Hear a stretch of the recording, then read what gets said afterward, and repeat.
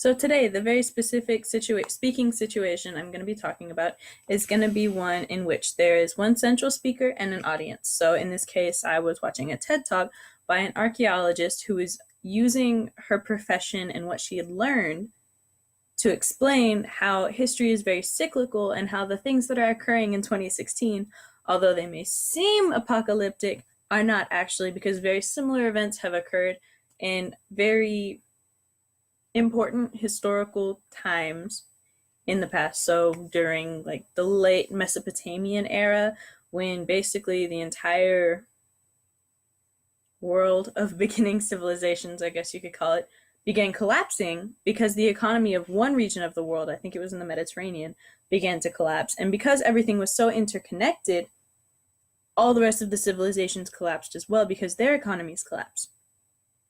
And so the speaker goes through and she uses a couple very specific important events that are her landmarks, her major points. So she has three major points and she arranges them probably from least important to most important. So she finishes with her strongest final argument. And so what really made her credible was that even though she was discussing how things in 2016 are generally just, or things in 2016 were generally just not looking great, she didn't explain how she thought that with a bias. So she did specifically mention the 2016 election, but the only way she mentioned it was to say it was highly contentious. There was no political bias and there was no other clear bias that came through in her work. It was all simply and purely research based, which is what I think gave it probably the most credibility. Because when you're hearing from a speaker, somebody who's supposed to know a lot about a topic, you don't want to hear just one perspective. You want to hear as many different perspectives as you can, or you just want to hear the straight facts so you can form your own perspective on it. If you're only hearing one perspective from one person the whole time that you're learning, you're still going to be ignorant on the topic.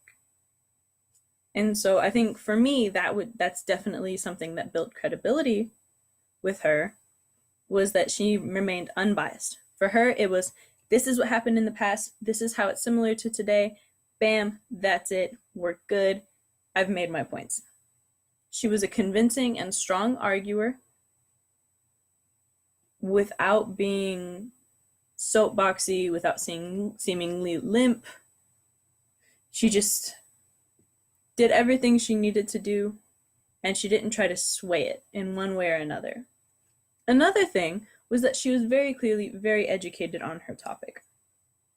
She had done her research, she had examples, she had evidence, she had reasoning to back up how her examples and her evidence were related.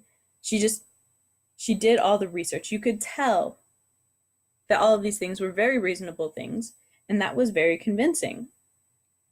So for me, the two big things that make a convincing speaker are, number one, their bias, if they have a bias at all. Preferably, I don't really like speakers to have a bias because I want to hear the whole story. And if somebody has a bias, they're less likely to give the whole story and are more likely to give a story based on a message they want to reinforce. And to me, that's not credible, that's not the pursuit of true knowledge, that's the pursuit of brainwashing. Brainwashing is a bit of an extreme word, but it's fairly accurate. And then the second thing, evidence. If you can't back up your claims, how are you supposed to be believable? So, yeah, those are the two big things. That's, to me, what makes a speaker particularly credible. Okay. Till next week.